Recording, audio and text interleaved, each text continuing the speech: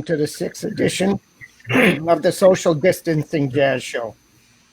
My three guests today are vocalists Roberta Gambarini, Lucy Yeghiazaryan, and Samara Joy, singers that are skilled enough to carry on the tradition of Ella Fitzgerald, Sarah Vaughan, Carmen McRae, and Anita O'Day.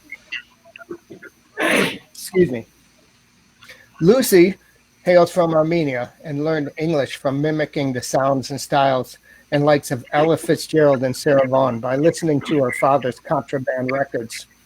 Recognized as one of the top 10 vocalists in the 2015 International Monk Jazz Competition, Lucy has shared the stage with Harold Mayburn, Joe Magnarelli, and Grant Stewart, whom she is married to, Pasquale Grasso, Barry Harris, and Jerry Weldon. She has also worked at Smalls, Jazz at Lincoln Center, Symphony Space, Smoke, and the Catano. Samara Joy, hailing from the Bronx, is just recently the winner of the Sarah Vaughan competition and won Best Vocalist at the Essentially Ellington competition. She's performed at the Blue Note, Django, Dizzy's Jazz Club, Smalls, and Mesro in the heart of the village, and she sings with the Barry Harris Big Band and Orchestra.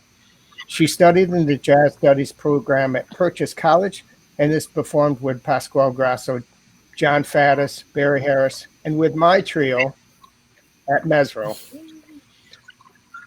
Roberta Gambarini hardly needs any introduction. She was born in Torino, Italy, and has worked with Jimmy Heath, Mike Longo, Michael Brecker, Ron Carter, Herbie Hancock, Clyde Hampton, Roy Hargrove, Hank Jones, Christian McBride, Fitz Thielman, James Moody, and Clark Terry.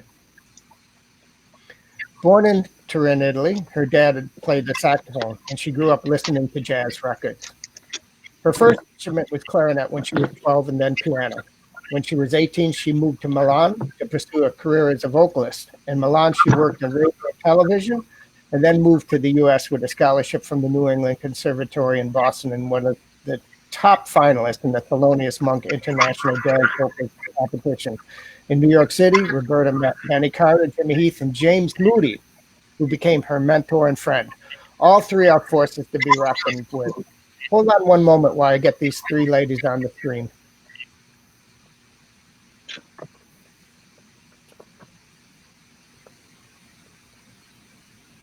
Here we go. Hey, everybody. Hello. Hi there. Hi. We want to say hello to all our fans and bienvenidos to Italy, where we have so many friends there of ours and, of course, of Roberta's. For my first question, I'd like to put towards Roberta. I'd like to ask each of you eventually about your current or past projects that you're so proud of, or what you're planning for the future, and what are you doing now that there's no gigs for the time being. Roberta, you told me you're writing a book currently. Could you speak about that, please? Yeah, I'm writing a book. It's a book on singing, but also mostly on music from the standpoint of somebody who uses the voice to express. And in this one, I'm going to include mostly all of the things that I heard out of the great masters that I was very lucky to work with, because there was a lot of things, and things were very subtle. And I just wanted to write them down and bring them so that other people could hear them. Great. Yeah. Hey, Roberta, I'm sorry to ask at this point, but I'm getting a little echo. Do you have earbuds you could get and try putting those in? I do. Please. That would be awesome. I'll be right back. Okay, I will ask the question to Lucy. Lucy, do you have any projects you're done or you're currently doing or that you think are coming up that are interesting to you? I do. The latest project I'm working on had kind of a strange timing because I had applied for a grant last year through the New York City Women's Fund. And the project is called Storm in a Teacup. And it features, it's kind of stories about women's experiences, and half of them are originals written by a singer in New York City named Venetia Gould. I don't know if you know her. Yeah, Samara, you know her? Yeah, one of the great horn singers on the scene today. And I really just love her original work. They sound like standards somehow. They're not forced. So we got together and wanted to record this album, and I actually got the grant for it through the New York City Foundation. It's like a women's fund. Um, so we got that right before the quarantine. So we haven't been able to rehearse anything, but I think we're both at this point just kind of working out arrangements so that when we can actually meet up, we'll start rehearsing that and then eventually record it. I think on it's probably as small as live. I talked with Spike about it, so that's what I'm currently working on. Samara, same question. Okay. Past, future, current. Well, there are a couple upcoming. What would have been in June? There would have been an Ella Fitzgerald documentary showing, and then there would have been a 45 set by me and my group, which I was really excited about, but that was postponed. And in November or December, I'll be in the Appel Room at Jazz Lincoln Center doing Duke Sings, which is just a bunch of singers. Well, Vuyo Satashi and Venetia and Joy Brown. We're going to be singing Duke Ellington compositions. Nice. So hopefully that still goes on. But yeah. Awesome. And now my next question. Oh, Roberta, could you get closer to the computer? We'll be able to hear you better too. Yeah, so you're filling more of the screen. I have a little James Moody story, who's a mutual friend of both of ours. I was working, when I was in Rochester, I left home at 17 because I knew I wanted to play music. That was like my big deal. I knew I had to get out of there. Anyways, I had a day gig at a place called Alter Shoe Store, and I was stocking shoes. And I was sweeping up outside. You know, I'm out there with the broom, you know, sweeping. And I'm doing this. I'm so intent on my job. And a guy comes up to me and goes, "Make sure you get it all up." And I go, "Who's this wise guy?" You know, and I look up and I go, "Aren't you James? You're James." And he goes, "Yes, I'm James Moody." And James was such a gracious man. He used to come and teach me and my two brothers. Johnny is a tenor player and Danny is a bass player, still living in Rochester. Johnny's in Queens. And he would accept no money for the lessons. We'd always offer him.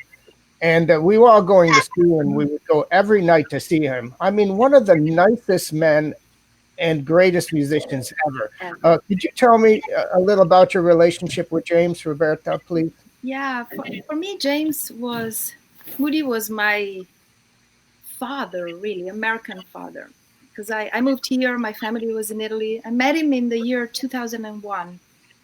And I don't know how to say. He was my mentor, friend. Him and Linda became almost my American family. And he was just like you said. He would always be sending you books. I have tons of books here that he just sent me at home or gave me. He was so generous with his teachings. I have, notebooks full of notes I took on his exercises and everything. I don't know. To me, it was probably the most wonderful person who ever walked the earth. Yeah. I missed him so much, and I was really blessed that I had the chance to spend so much time with him and, Linda and his family, because it was a family thing. Yes. And by the way, you spoke of Mike Longo, and you told me you wanted to say something about Mike. So Yeah. Talking about Moody kept telling me, "You got to go and study with Mike Longo. You got to go and study with Mike Longo, do it." And I was always on the road, so I was here and there, but I finally made it. And I have to say, he was the torch carrier for the tradition of bebop and Dizzy Gillespie. And he had put into almost a system all the insights that Dizzy had given to him. And just those lessons with Mike really blew my mind and opened up. I'm still working on that. So actually, I had been on the road, and right before the pandemic started, I kept thinking, I gotta call Mike. I gotta go back to take some lessons because such a great source of inspiration. And then the pandemic started, and yeah, I we went. He was probably the first casualty of COVID in the jazz business. Mm, Devastating. so sad. Yeah. We lost a significant force, especially for young people. It was akin to losing, Barry Harris or some of the greats who are transmitting the. Yeah, Barry just did a Zoom conference, which I'm so happy about because I was thinking Barry would be ideal for this kind of teaching. He seems to like teaching as much as playing, which I love teaching also almost as much as playing. Um, which brings me to another question I'd like to ask all of you. Are any of you interested in teaching on Zoom? You could raise your hand. Anyone? Um, No. but it depends on what, because what do you mean teaching Well, what? There Mm. some things you can do at a distance, some things you can't. Yeah, she's right. She's I'm right. putting you all on the spot, but I have students that I had before the pandemic that I teach, and I thought, well, we're not working now, and you all must be great teachers, and if you're interested, just let us know somehow, and people could go to your page and say, I'd like to study. Sure. Or Okay. something like Great. that. So anyways, so I don't put the ladies in any predicament. You could anybody who's interested, just go to their page and ask, and that's probably the best way because they're fantastic players, and I should study with all three of them. Lucy, it was scary for me to come to New York City from Rochester. I went to Boston for 3 years, and I was playing $7 gigs. Work day gigs. I would sit in with Claudio Raditi until I went broke and moved back to Rochester. After a year, a friend of mine asked me, I had told him, could you let me know when you have a place open? Well, he did. He called me and I moved to New York and I had 1 month's rent and we were staying in his mother's garage. So this was frightening to me. But you arrived in America when your parents and three sisters at the age of 12.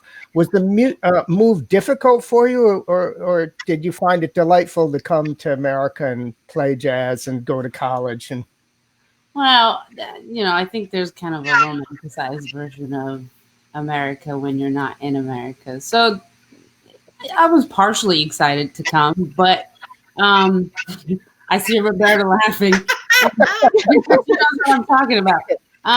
It's funny because we immigrated right after 9/11, and we moved to a town in New Jersey that was very conservative, and we were the only immigrant family. And so I think in a lot of ways it was a good slap in the face in terms of what actual real America was, because people were not really welcoming, and jazz played no part in that part of the country, and the arts weren't really, a big deal. So, and I spoke no English, and I remember my mom dropping me off in school with my little sister, and we were like, "Are you just gonna leave us here?" And she's like, "Yeah." And we didn't understand a word, and you just, I was silent for the next year, 2 years, trying to pick up the language. So it's difficult in the beginning, but I always say the strange thing about jazz was that even though it's the most quintessentially American thing, it ended up being the only familiar thing that I had from home that was also here.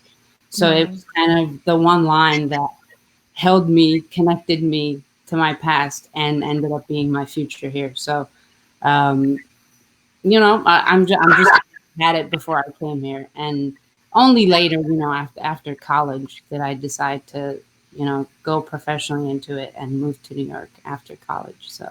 so you're telling me the streets are not lined with gold in America? Oh, I'm afraid not, sir. No, it was definitely a rough beginning, but it's okay. Everybody works it out. I think anybody that's immigrated knows that it's not all fun and games. Yeah, well, that's true. Even coming from Rochester, that is true. Samara, you serve regular as a worship leader at your home church in World Changers Church, located in the Grand Concourse. I think that's in Brooklyn. How does church and family? Huh?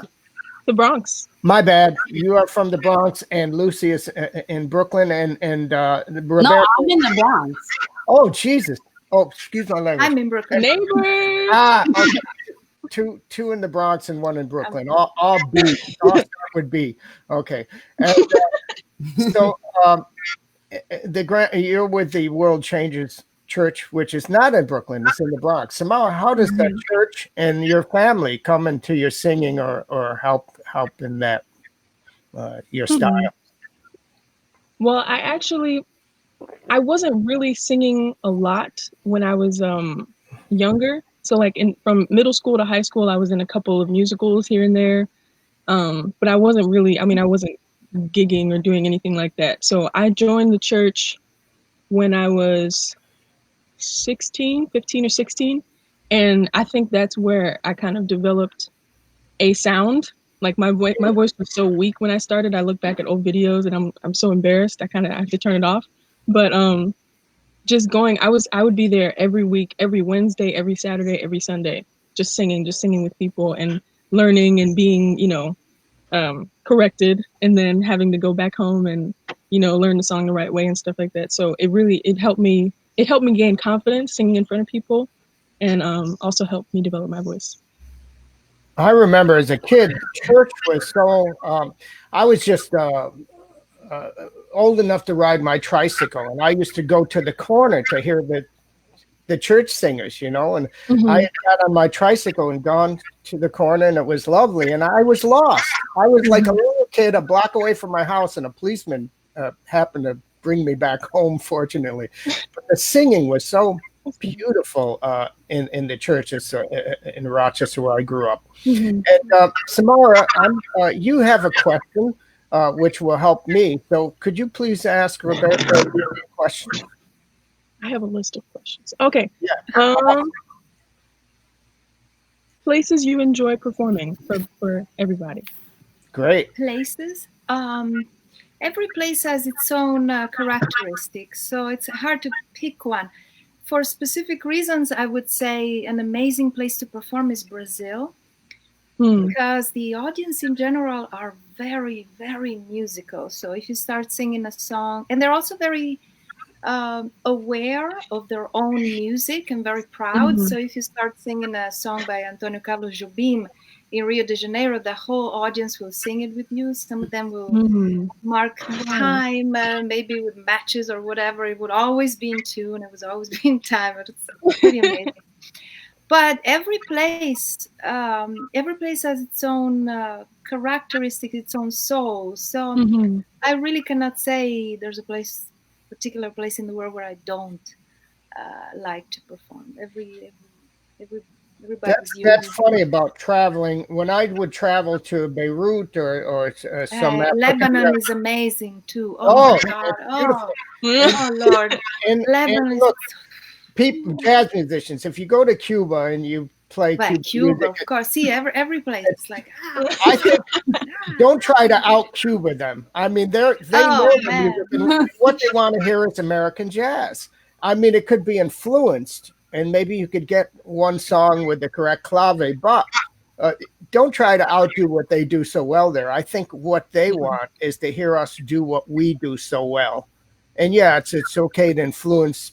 If you go to Brazil, play Brazilian songs. But believe me, they'll do it way better than we ever will. Same question to Lucy. Thank you, Samara, by the way. Lucy? In terms of where I like singing? We were talking about places, I think. Yeah, I think I agree with Roberta that it really depends. I mostly work in New York, and I play the regular Tuesday sessions at Mesro, and I really, out of the local club, I just really like the sound at Mesro.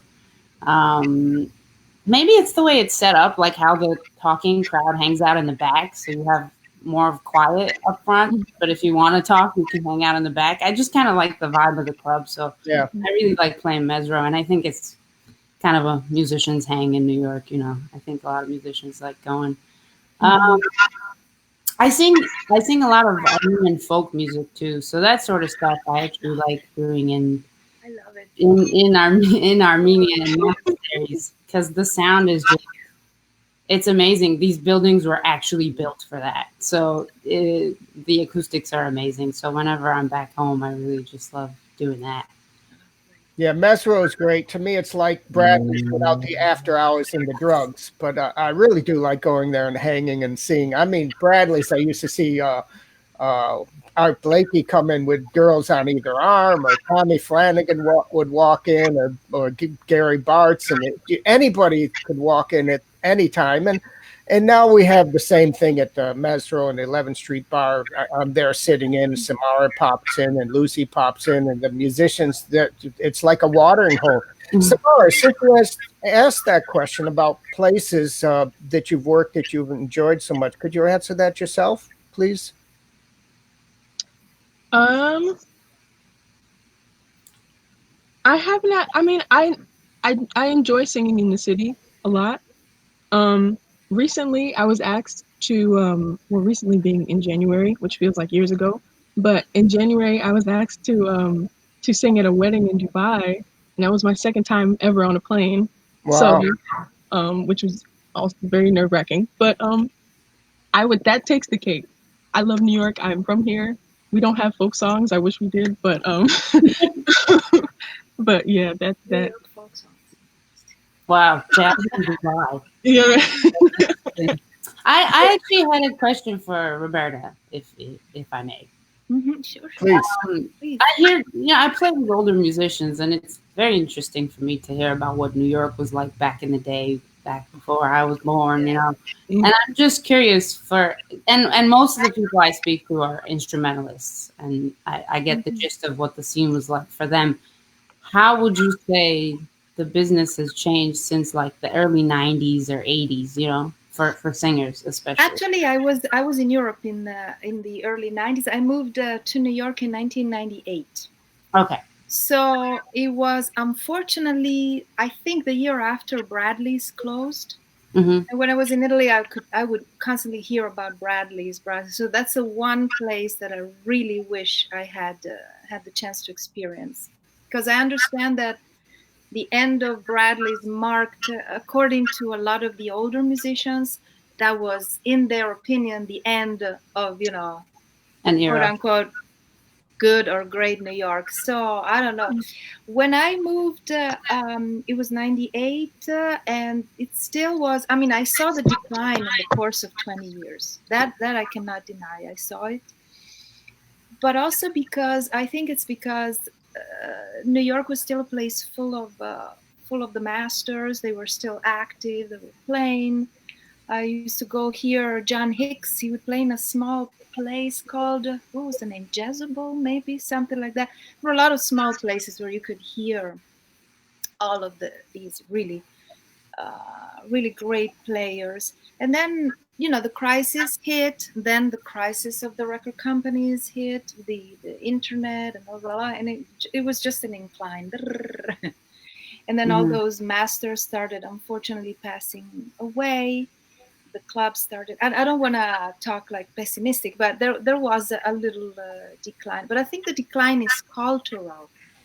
And it has to do with a lot of factors. Cultural. There's been a big the disregard for culture has increased instead of diminishing. Would you say that's the same in Europe as well? Yes. However, maybe the incline has mostly been due to economical crisis and everything. And actually, the number of musicians in Europe has multiplied in the last 20 years. There's many more because traveling is it's easier. If anything, what I noticed touring all over the world is that now there's not one nevralgic center for the world music, which is what New York used to be, not only for jazz, but also for new music, contemporary music. It's not only that like that anymore. It's not like that anymore. There's a lot of places globally where stuff happens, and New York is still a great place because there's a convergence of people from all of these places. But a lot of stuff is happening in a lot of places. I went to Indonesia, it was like here, that, and that's really exciting.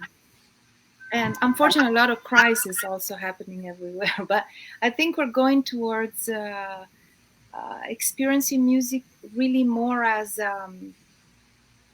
without a single center. There's not going to be in Mhm. following years, in my opinion, the capital of the world. It's going to be Mm. several, which is also more interesting because we're going to be able to discover more music that we don't know.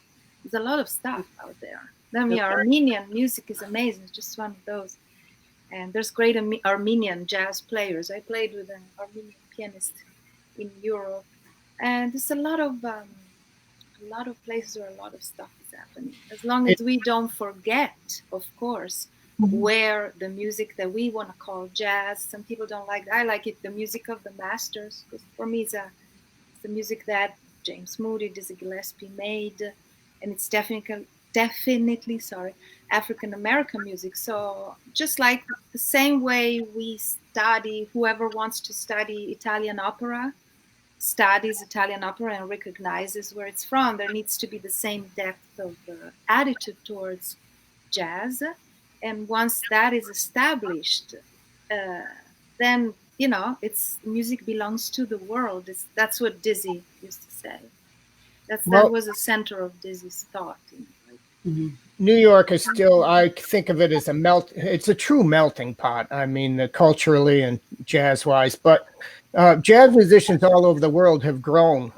I think when it first started 40 years ago, it sounded a little like imitation, but no longer. No, Now it's really crazy. I heard some incredible people coming from places like what? For sure. And they just did it on their own, a lot of them. Yeah, So because out of desire. Barry Harris says that there was it was the golden age of jazz formerly, and now we're waiting for the Renaissance. Lucy, you began playing violin at the age of 7. Yeah. Has that helped your relative pitch in any way? Your singing? I think so. I mean, the violin is such an annoying instrument, and I have so much respect for classical violinists. Oh my God. It's such a nuanced instrument, and it requires a kind of patience that I don't have. So I never put the necessary amount of time into it. I mean, I've been actually kind of picking it back up during the quarantine, playing some Bach, and it's just, man, it's so hard. But yeah, I do think, I don't have perfect pitch, but I think my intonation is pretty good because of the violin. So I'm thankful I did that early on. Oh, so it did help. Absolutely, yeah. I mean, reading music too. I went into jazz school, but I quit within a semester. So my only really music education has been just playing violin. So yeah, it's definitely been helpful. I think pitch wise, especially because it's an instrument that your fingers decide whether you're in tune or not. So you got to use your ear. So yeah, I suggest it for singers. Do you think about you getting another instrument that you would like more than violin, or you think you'll stick to violin now that you kind of know it, just as a second way of getting around music?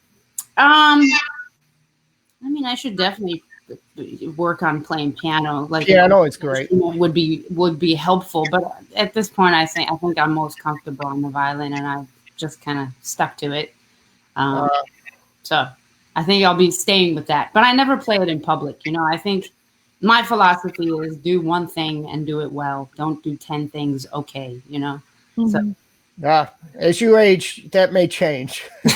I'm kind of like people are calling me a Renaissance guy. I'm sewing, I'm singing, I'm kayaking, I'm biking, I'm doing everything I can because music was my whole life and everything, my whole existence. But the less it still is. I mean, music is still the most important thing. But as I get other things into my life, I see, wow, this is fuller and it makes it more fun. Samara, you played trumpet, which is kind of difficult. I wouldn't say that. And I started singing lately. You probably play trumpet I probably sing as well as you play trumpet is one of my thoughts. Does that help you with your music and your pitch, which is all of you have phenomenal pitch and range and just feeling. So does trumpet help in any way with that? Or did it? I thought it was gonna help with my breathing, honestly, and because I love listening to trumpet players. Me too. Yeah, but I think what has helped my singing the most, besides listening to listening, I like listening to saxophone players too, Eddie Lockjaw Davis and Ben Webster. Um, but my family, my grandfather, my grandmother played organ and sang. Um, and yeah, my paternal grandparents had a group in Philadelphia called the Savettes, and they were like a choir group that would go around, singing at different churches and stuff like that. My dad sings and plays bass, so I have an electric bass too.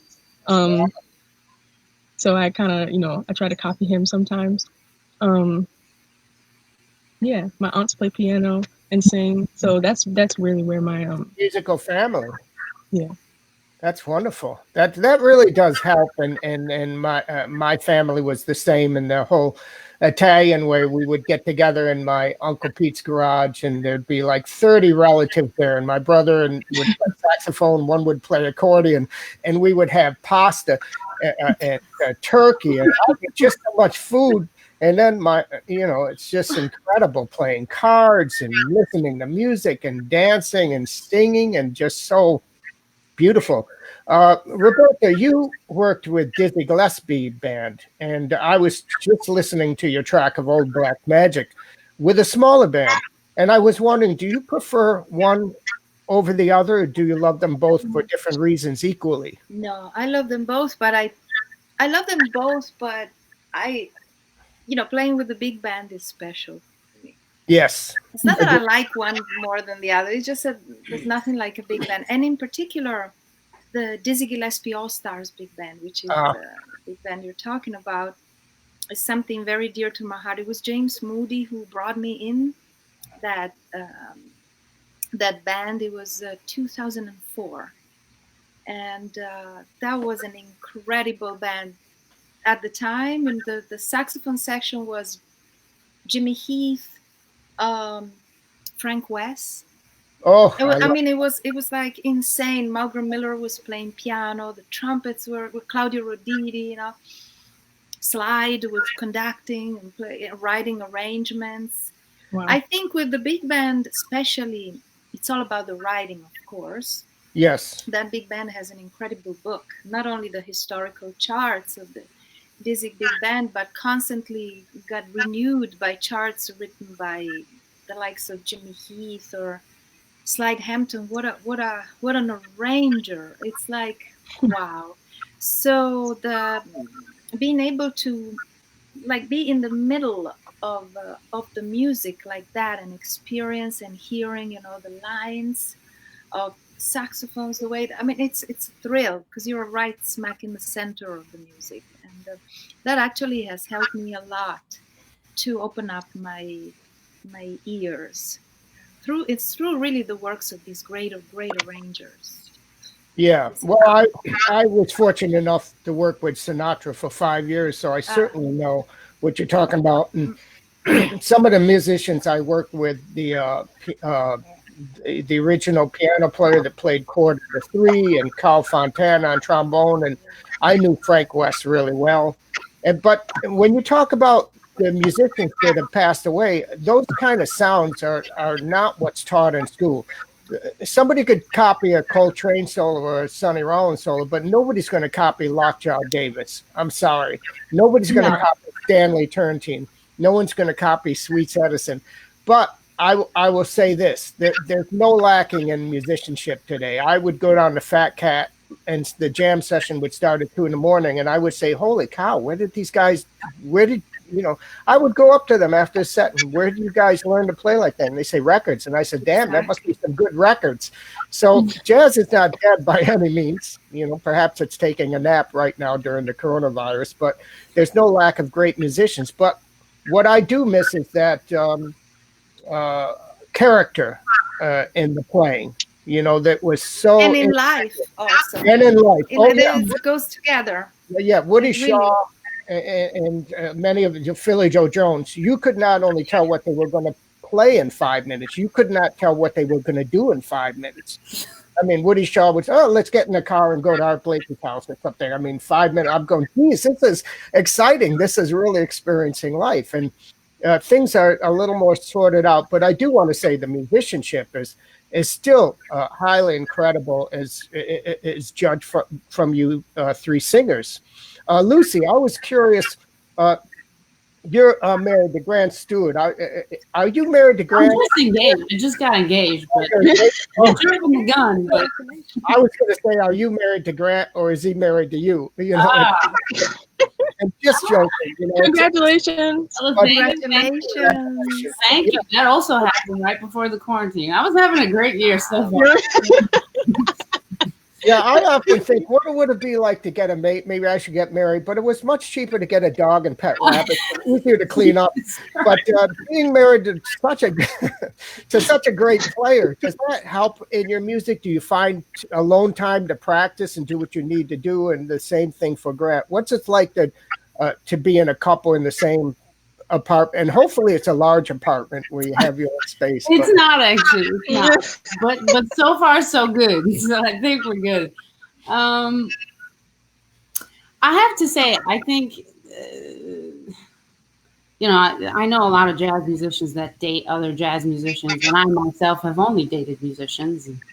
Not the best idea, because I do think working together can get in the way. But Yes. I think the thing, I met Grant on a tour in China. So we were working together for 2 years or so before we got together. I think some people have the ability to leave work at work. And I think in a way that's much harder to do if you're a musician, because you are your work. But I don't know. I think it works out with Grant because he kind of, once he puts the horn away, he's my man. And that's that. That makes it easier in a lot of ways for me. In terms of practicing, I think we're both very independent people. I think that's true for most musicians. If you do your own thing, you need a partner that's going to do their own thing to give you a little bit of time, and I think it works out. So. It does. They say opposites attract, but there's something special about the relationship between musicians, male and female. You already understand how important the music is and your alone time and how you need to practice. So it could work out for the good or the better. But I see you two are very happy. You had come to Fat Cat. I was playing, and I hesitate to say hello to you because when I go and I bring a girl to our tours or something, all of a sudden a guy who hasn't said hello to me 15 years is my best friend. And I go, I don't want to be that guy. So I didn't bother you. And I'm so glad you came over and says, hi, I'm Lucy. And I go, oh, Lucy, the singer. And yeah. And you're with Grant, right? And yes. And I was so happy so please, female singers, if I don't say hello and you're with your boyfriend, please come over and say hi. Sometimes I'm hesitating for good reason because musicians are dogs. Not all of them. Okay, but men in general. Dogs, women are cats. I should write a book.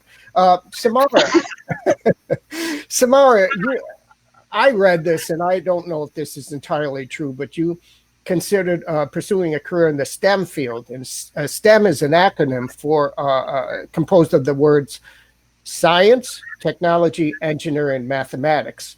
Yes. And that was after auditioning at Purchase with Pete Malaverni, who's a very good friend of mine and writes the liner notes to my records and is a wonderful piano player. I worked with at Mesro recently. Einstein played the violin to relax between such unimportant projects as exploring the theory of relativity and quantum mechanics. So I also believe part of this whole science thing is why many musicians made such good chess players like Dizzy Gillespie, right, Roberta? Mm-hmm. So which branch of STEM in particular interested you, if this is true? I was going to study math in order to become an accountant. I got accepted into Binghamton, SUNY Binghamton, for the spring semester. So I didn't get accepted immediately. I don't know if they had space or not, but so I was juggling those two. I was like, should I music or a more steady, stable career? And I couldn't do it. I was like, jazz studies, here I come. Not knowing anything about, my audition was kind of terrible because I walked in and I was like, I would like to do I Let a Song Go Out of My Heart by Duke Ellington, the only standard I knew. And he's like, do you have a lead sheet? Sheet. What is that? I don't know what that is. um, so, I mean, I'm really glad that it ended up working out and chose me to join the program. I learned so much within a couple of years. So I'm really glad I took Are you that still there, Samara? Are you still in school? I mean, after the Yes. virus. So how many Yes. years have you done so far? 3. I'm a junior. I'm going into my senior year. Awesome. And could you come up with one of your fantastic questions for the ladies and help me out yes. here? That would be so nice. Look at my handy dandy notepad. Yes. Dang, I had it too. Okay, how has the quarantine helped your creativity? If it's done anything, you have more free time and stuff like that. It's for both of us. Mhm. For me to go first. Yes. It has helped and it hasn't in a way, because I mean I have more time I'm writing, arranging, thinking of projects. Mm-hmm. However, I'm a little bit concerned about the future of live music, because I see a lot of good things on the internet. You can do a lot of things on the internet, but in my opinion, unless they come up with a platform where 2 people can play from different places at the same time with no lag, it is or for 4 people. me virtually impossible to really play for expression. You can do a lot of good things for educational purposes, for whatever other purposes, but to express yourself, it's a carnal thing, music making, not like it's I don't know if the word is right, but it's like you need physical presence, and at least you need to be able time-wise to do things at the same time. That's just my opinion. So I've been struggling with that, because I feel a lot like singing, and singing for yourself to me is not okay, but you need, it's a human expression thing. So you need somebody to say things too. So I mostly writing and arranging and preparing future projects. Cool. Lucy, same question. Did the virus help you concentrate on your practicing, your alone time? Roberta makes a great point, actually.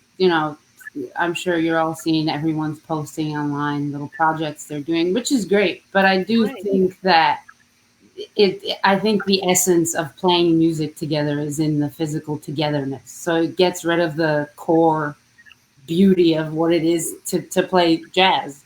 So I haven't really been doing that. I've been singing by myself, and I don't teach a lot, but whenever I do give lessons, I've noticed that a lot of singers don't sing on their own. And a lot of singers use rhythm sections as a crutch, whether it's to stay in tune or whether it's to keep the time or the form. So I think it's a good time to kind of work on that shit on your own and just be good at that on your own and not need the rhythm section. Singers use rhythm sections as a crutch. Sorry, I just heard my own echo.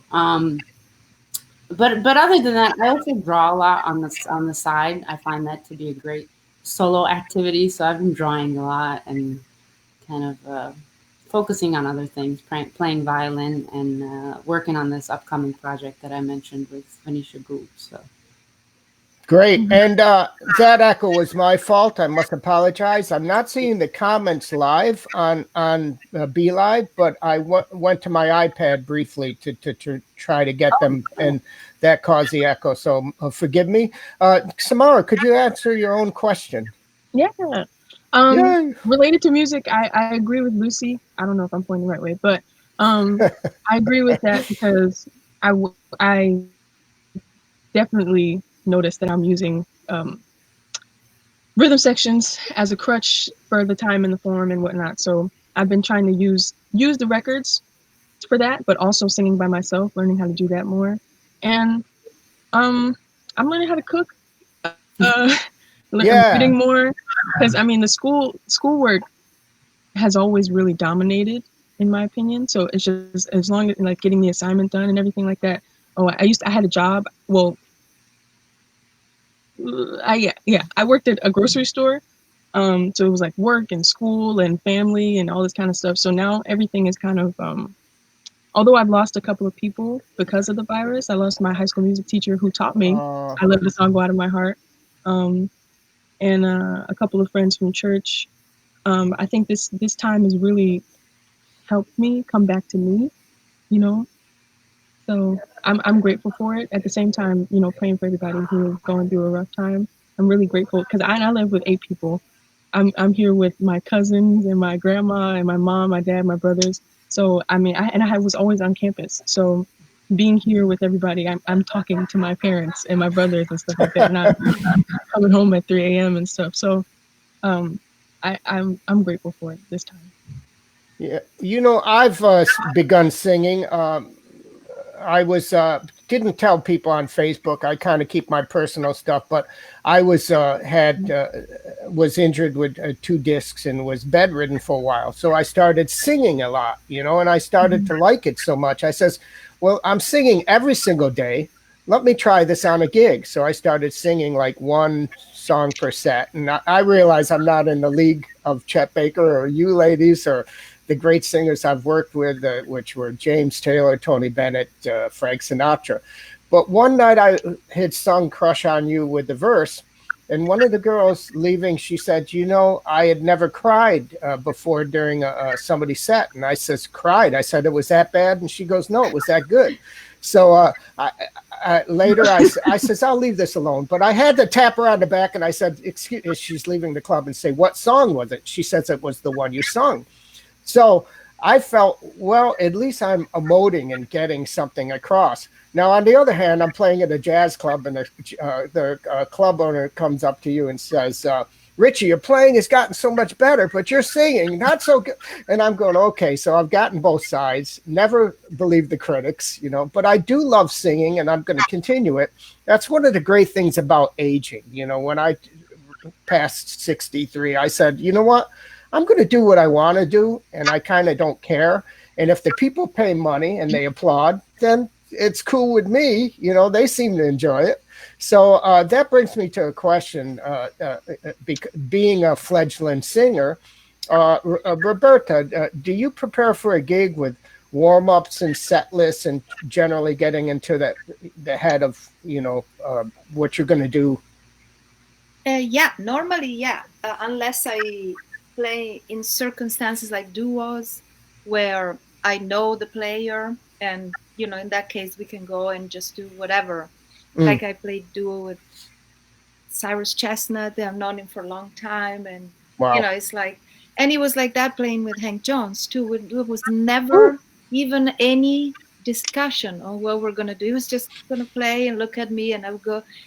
It was I don't know, but I was just following him like this. So, but aside from special situations, especially if I'm the leader, I'm responsible for the music, not only for the organizational aspects like preparing the lead sheets. If there are people, sometimes not always you play with people who know you. So in that case, you have to put people at ease so that they can express yourself, and so therefore you can express yourself. So it's not you cannot have the attitude like, oh, you're playing for me, do whatever. No, you have to put them in the conditions to express themselves, and that way the music can come out.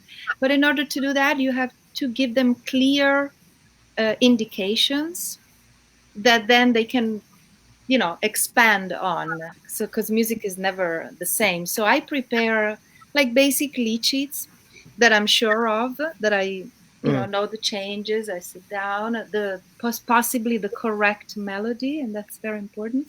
Yes. Because it's and so I do all this work ahead of time, and I have these, like I call that basic lead sheets, but they are very, very as clear as possible for the So you musician. don't write out beginnings and endings, intros and outros. Just pretty. Almost never, except Yeah. when it's a particular song that maybe it's original, or maybe songs that require a certain type of intro outro. Sometimes for some songs they're really part of the song, but in general, especially if it's a Great American Songbook, or I know I have clear the changes that I like, but then I like the piano player can elaborate a little bit on that. But I like to have just a minimal basic level of clarity. It's for clarity, Yes, yes, to make things easy.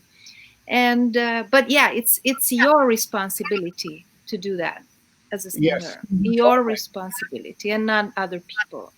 And So I'm sorry. Go ahead, Roberta. I didn't mean to. and then there's also a level of responsibility when you perform, especially if you're just alone with the rhythm section, because but it's an artistical responsibility. So you know what you want to communicate, and that comes with experience.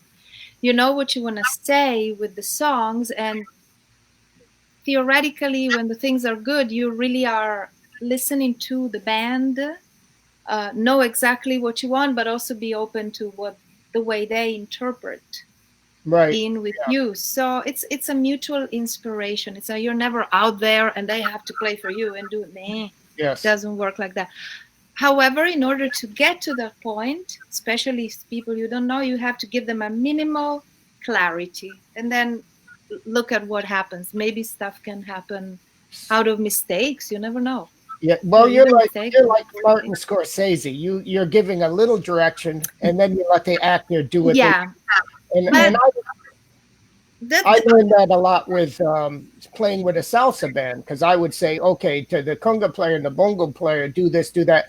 And I found if I let them alone, they come up with things that in their culture and mhm. that were innate, that were so surprising and so beautiful that I could never equal. I wasn't even familiar. And it's the same thing with jazz players, but I have gotten atrocious charts from singers. And since you play piano, I'm sure that they're very good. And you check out the melody is important. Yeah. Try to get the right chord. And the changes that possibly right now, there are some singers, especially those who come from a background more of cabaret or musical.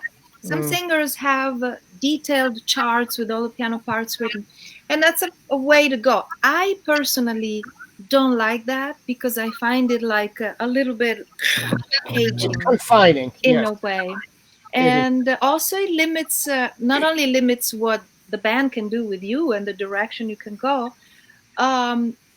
yeah, but it also limits your ability to communicate with the players, which is the way the music happens. If you're out there doing something, nothing happens. And same question to Lucy about preparing for a gig, your warm ups, your set list, and trying to get before the gig, or get into a headspace. And also some singers I've seen, they get nervous when a gig is coming up. They're thinking so much that it affects their throat, and they get a cold or something. So I don't think that happens to you three. But Lucy, could you answer the same question? Yes. Okay. We're humans. Yes, Yeah. it doesn't seem sometimes when I see you all perform. Lucy, same question. I mean, Roberta actually covered that pretty well. I'd have to agree She with almost everything she said. I mean, I think if you constrain it too much by, let's say, over arranging, which I do think in the recent years has become popular, super complicated arrangements. Yeah. To kind of restrict the music, and I think it kind of gets rid of the most beautiful part of this music, which is kind of giving every band member a little liberty to add whatever they want to it. So I do think a lot of singers tend to expect the band to just know what they want, which is silly of anyone to assume. So I think it's important to have material ready so that you can give them a clear direction, but it can't be so restrictive that people don't feel comfortable enough to play whatever is coming to them at that point, which will make the music better. So I feel very similarly. And in terms of set lists, early on when I first started gigging, you're nervous, you make a set list and you kind of stick to it. But I think it's dangerous to overdo that because, I slowly started realizing like I'm not reading the crowd because I'm too concerned about my set list.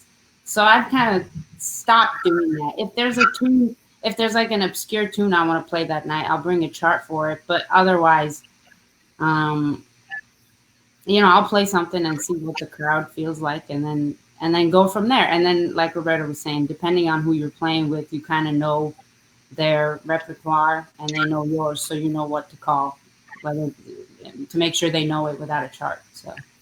Cool. And Lucy, I've had the pleasure of working with Samara, and she brought in a chart. I think it was Perdido, where she had the big band shout written out, and we played it together with cup mute and voice, which was so awesome. Could you say something, and if that subject has been covered pretty well? While we're at it, after you answer that question, could you also answer? So this is two-part question. It's about your warm-up, your set list, getting to the headspace, and also being a fledgling singer. I'd like to ask you if there's things you do to increase your range, because I have maybe an octave, like Billie Holiday might have had a little more, but she's like a real singer.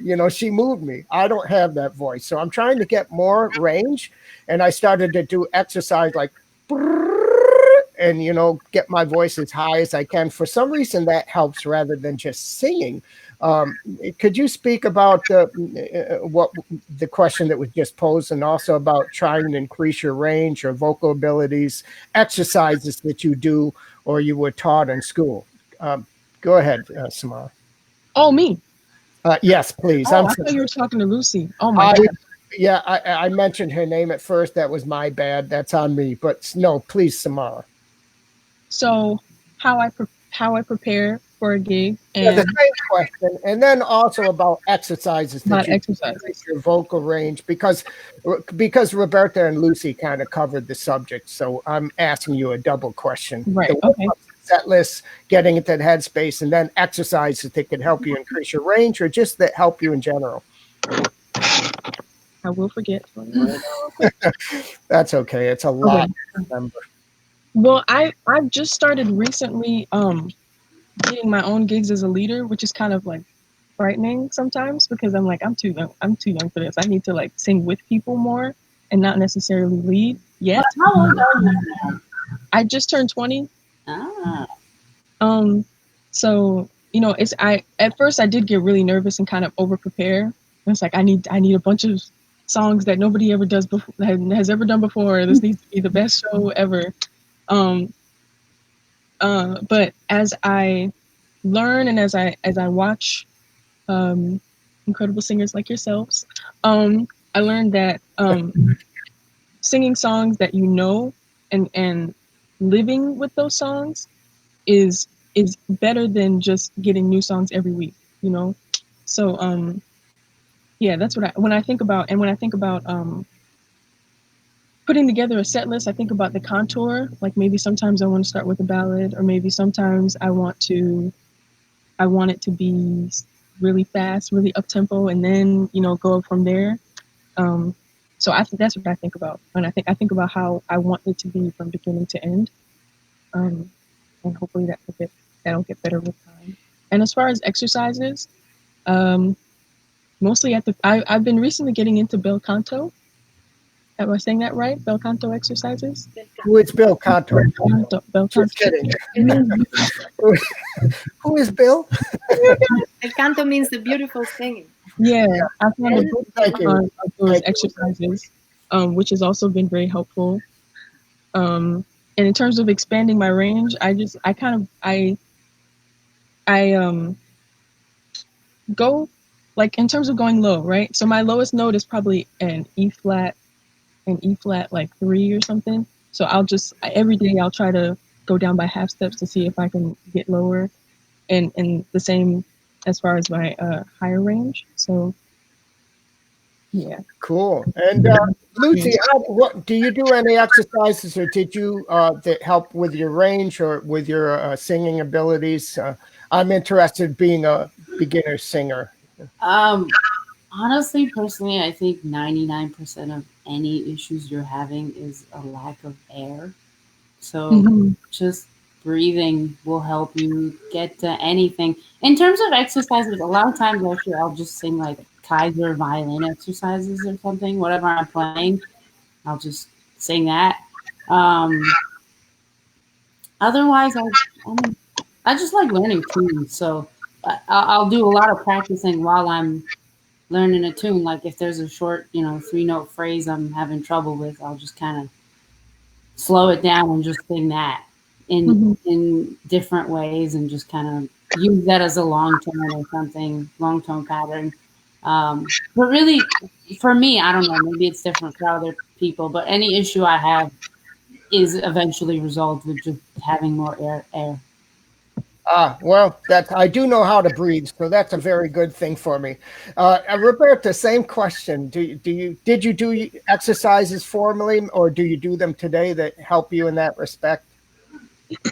I have a little bit of a story with vocals. I started singing when I was very little, really really little. I used to sing on my dad's records. I loved Ella Fitzgerald. Like we're starting at 2 maybe, and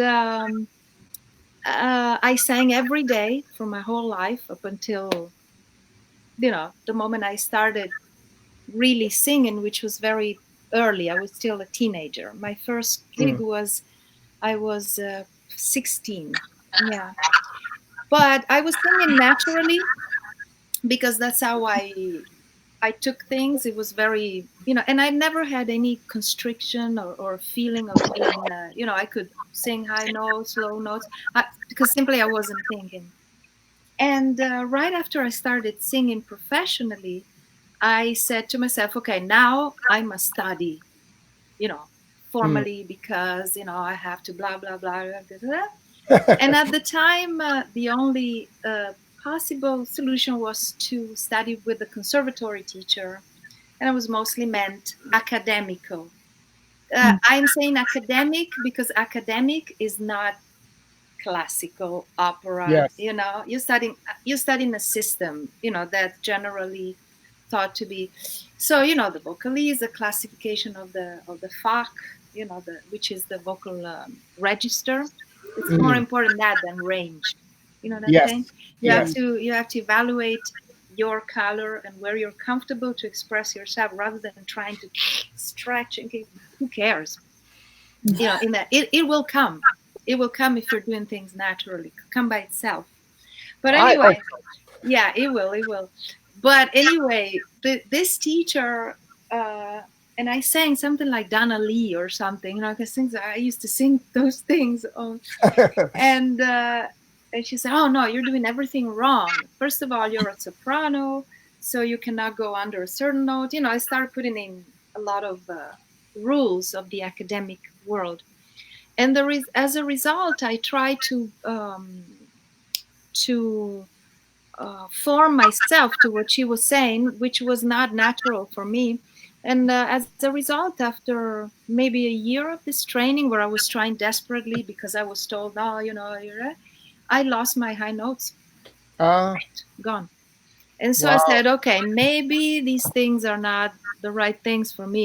Thinking of the mask and projection, Yeah. Yeah. Yeah. whatever. Too much. It's okay, but it was done in a rigid way, like this is the right way. And I was like, well, I don't feeling it. No, this is the right way. You know what I'm saying? Well, And so Dizzy Gillespie had that whole thing, and Snooky Young had some guys play trumpet with only one side puffed, and Snooky will play trumpet on the one side because. yeah, because everybody is different, everybody. So you can, if you try to conform to a certain idea of sound, also to an aesthetic, Mm. then Yeah. you take the person and you strangle them. So after that bad episode, I stopped studying, academically or classically. And I said to myself, I'm going to go back. And I was still very young. And I said, I want to go back. I want to sing naturally because you have to sing it's jazz, and popular music is natural singing. It's not. And so I went back, and I said, what is the first basic way that I can reset myself to find out again what I was doing when I was really not thinking and being natural. So I went backwards, and I Mm. started studying breathing. Then I discovered a lot of incredible methods for body awareness and blah blah blah. And then from there, I just, you know, and then I studied with a great teacher in Italy, but she was Japanese. She Ah, she showed me a lot about how to use your body in a natural way. It's a whole thing. I, I do. I started doing yoga breathing, and interesting enough, the range in my trumpet increased, and I could play longer lines. And this is something I discovered maybe 2 years ago, and I've been playing trumpet for over 40 years. Roberta, attached to the whole Donna Lee thing, I wanted to ask all three singers, and I'll start with Roberta since we're there, about your scat singing. How do you do that? What helps you be a great scat singer? What would you suggest to newer singers or even experienced singers? There was a story a friend of mine once said to a singer, says, your scat singing doesn't make me want to puke. And I thought that was such a nice way of putting it. That was a joke, ladies. Okay, so sorry. Anyways, about scat singing, what helps you prepare and be a better scat singer? I'm giving you answers. There are not my answers. There are Clark Terry's answers and James Moody's answer, because that's the exactly thing Those are good. I met them, I asked them that. Well, what, how, when, if, where. And so they gave me all of the answer because they have the answer, not me. I'm just passing it back. Allora, the first thing, I don't know who said that there's three important things, and they are rhythm, and the second is rhythm, and the third is rhythm. So it's largely about, of course, you have to study your harmonies and do the whole thing, study some piano, know your harmonies, do the whole ear training, the thing that every conscientious student of music does, a lot of ear training. Then there's this element that is not so much studied or worked out in the schools, and it's the element of rhythm. And it happens to be the most important thing. Yes, more important than the notes, the rhythm. Yes, not that the notes are not important, because you have to. Of course not. Too, but the first element is the syncopation. To understand what syncopation is in jazz. And that's really the most important thing. A lot of young people ask me, "Oh, can I do some exercises? What are the syllables that I must use?" Especially the foreigners, And I always say what was told to me. It's not so important the exact syllables or consonants or vowels that you use. The most important thing is where they are, where you put them, where, as to how or what, and how they intersect with the syncopation. It's a long speech, but I would say the rhythm is the first thing. The second is the pronunciation, jazz pronunciation. And I just give you an example. Clark Terry had this big band they used to call the Young Titans. It was great. And I witnessed this, and Roy Hargrove did it too when we were rehearsing with this big band. He would I remember that time with Clark was the trumpet sections. They had to play an obligato part, like a little melody, and he would stop them and make the same example singing to them, but just so that they could understand. It's a matter of pronunciation, really. It's like a person speaking a foreign language or a language. They can say everything correctly, but the pronunciation is not there. So this is something that can be learned only, in my opinion, by osmosis. So when Clark told you something and he told you repeat this, and you would repeat it, and you would notice. Clark even had some that I understand it's a lot of the old timers had to learn the rhythm and the pronunciation. He sometimes used some either catchphrases or nursery rhymes. I remember she eats a lot of liver, and you would have to tell him a lot of liver. Yeah, a lot of liver, a lot of liver. But he would use some words for you so you can understand, because it's like speaking. And even the whole thing he would do with the mumbles, he was scatting, but he was speaking. and that's very important to catch. You just have to listen when you catch that. That's the most important thing in scatting is the rhythm, really. Yes, well, Clark was lovingly called mumbles, and I often tell people that ask about trumpet and flugelhorn. I love playing flugelhorn because to me it's so vocal, and sometimes like Samaras was speaking about, I'll start a set with a trio, not so much with a quintet, but I'll start a set, the second set with a ballad, which I find absolutely nothing wrong with that. It could be so lovely, and you have to judge by who is in front of you. And I also tell trumpet players, if you see a couple in front of you that are romantic and making out, don't scare them away.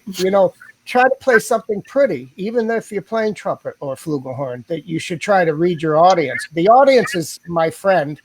And when I first started playing music, I was trying to learn so hard, I kind of disregarded the audience. But as I grew and I became more confident, more and more the audience became my friend, and I wanted to speak them on the mic, and I want them to have a good time. And my goal is that when they leave the club, they had a great experience and they want to come back.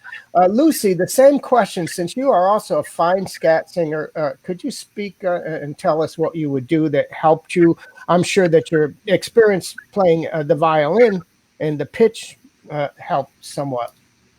I don't know if violins played that big a part in scat singing necessarily, but I think, like Roberta said, I think rhythm time is kind of priority. Like I'll always even sacrifice a line just as long as the rhythm's there. And I do think inflections and I think in school, I remember within the first semester when I was the only time I was a jazz major, I was in some choir and they had a part written out with the scat syllables written underneath it. And I think I quit right after that. It's just the notion of writing it out was so ridiculous to me that I was like, this is just silly. I can't do this. Right. So she's right. Like it has to feel natural somehow. And I remember when I first immigrated to the States, I think learning to speak English was similar for me to scatting because I had choices, different kinds of people speak differently. So I picked out whatever I liked. And I think scatting is similar, like certain sounds just work better to make certain rhythms, but you have to kind of naturally just figure it out as you go. I remember I moved to Inwood in New York when I first moved to New York, and there was an A-train conductor, and I could recognize his name. And the way he would pronounce the names of the streets just had such a hip sound to it that I would just sit in the train and just repeat every station he would stop at and try to just say it the way he was saying.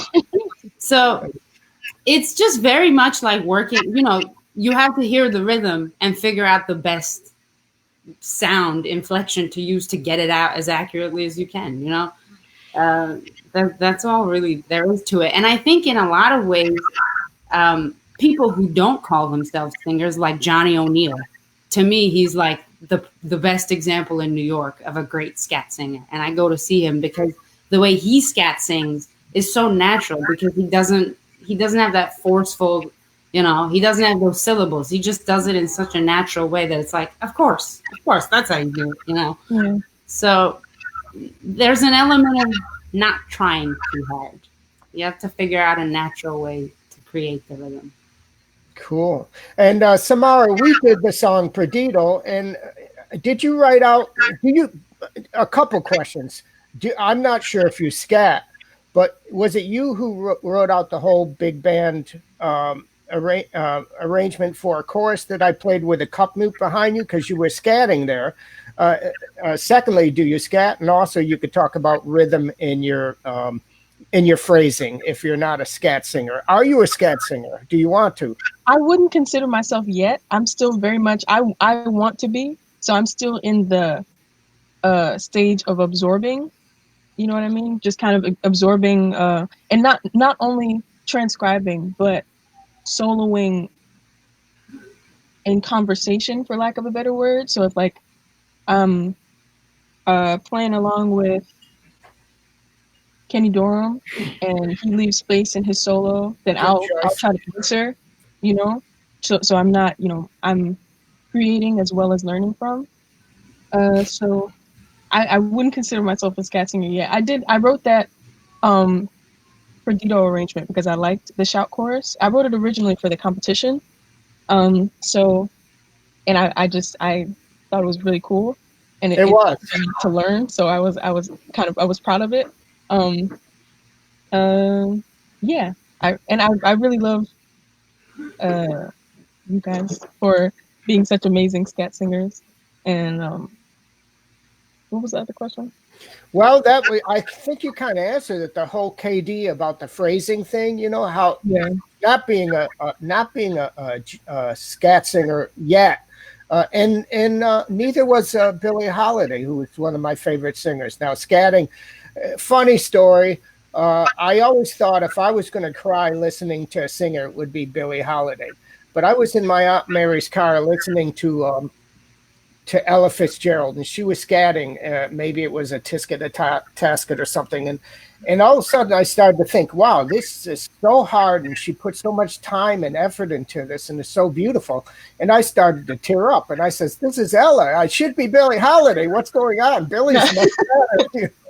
But that your phrasing, all of you, the three of you, your phrasing and your singing, and it's just so magnificent, your sense of timing and your arrangements. And I'm just so proud that we were able to do this. We've been on now for an hour and 15, folks, and I could do this all day. And I'm just so happy that we had Samara and Lucy and Roberta here. And I would like to thank you all. Thank you so much for doing this, because me starting singing, as I said, to be able to talk to you and get this information is priceless. And I'm sure our fans and the people out there, now that they're inside and indoors and can't move around so much, this is a thrill for them. So most of all, I'd like to thank our fans out there taking out the time to watch today's show. Next week, our guest panel will be giants of the saxophone, Grant Stewart, who's engaged to Lucy, and currently lives in the Bronx. Chris Dyer. You're giving me a reason to wear earrings. Yeah. and Frank Basili, who's my baritone player, and who's going to actually join Facebook just so we could go live instead of pre-taping the show. I think that Zuckerman could actually close down shop now. He's got Arlie Rowland. He's got Frank Basili. If he gets Mosca, he could close the shop. I think those would be the last three guys. So to our friends in Italy, we would like to say ciao and arrivederci. And to our friends around the world, sayonara, adios, auf Wiedersehen, au revoir, aloha, and buenas noches. Nice to meet you, Roberta. Nice to meet you in person. Nice to meet you. Yeah, Thank you, everybody. Thank you so much, Ciao. ladies. Thank you, Richie. We will see you. Ciao. Oh, please. Thank you, ladies. See you. Bye-bye. Ciao. Ci vediamo.